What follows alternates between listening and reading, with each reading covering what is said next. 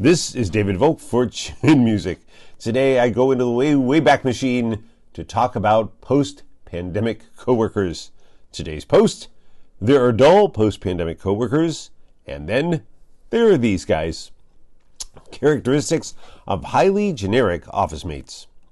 As a coronavirus humorist, I admit I'd like to do at least one article a week, if not more.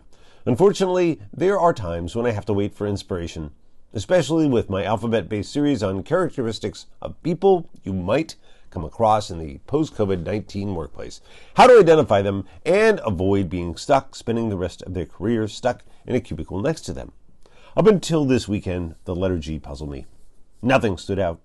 No single adjective really worked. They all seemed the same.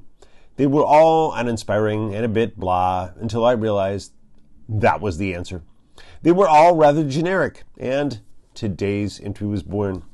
There are all kinds of coworkers out there, some of them fun, some of them obnoxious, and still others who make you dread coming to work. Then there are these men and women, the folks who were just kind of there. They're the extras in the crowd scene, the folks that don't really stand out all that much, the ones you forget to remember when former coworkers get together and ask about how everyone back at the office is doing. Here's how to tell if your cubicle mate is one of them. 1. They wear a lot of black and white clothing. As with the boxes of generic products on grocery store shelves, not a lot of money is spent dressing them up. And why bother, really? They are perfectly functional as they are. A black label box of spaghetti is still a box of spaghetti, and it does what it's supposed to do. So why do you really need a picture of sunny Italy on the package?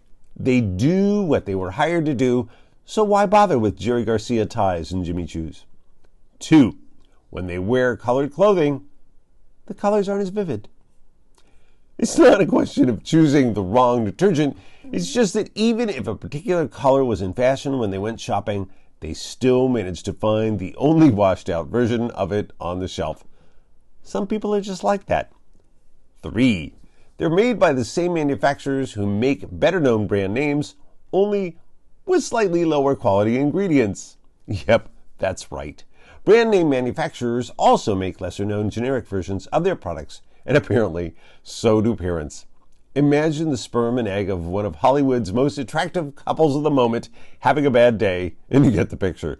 The kids who result aren't bad looking, but they're a little less than perfect. Kind of like Oreos versus Hydrox, Coke versus RC, or Matthew Broderick versus John Cryer. 4. Their UPC code is a little more obvious than those on other people. In fact, some have cut out the middleman and gone directly to having QR codes tattooed to their foreheads. Either way, it makes for easier scanning. 5. Where most people aspire to star in a movie, their goal is to appear as an extra in a crowd scene. They are the type of people Jane Wagner referred to when she said, "All my life I always wanted to be somebody." Now I see that I should have been more specific. 6. Their relatives are best known for playing the red shirt guys on Star Trek.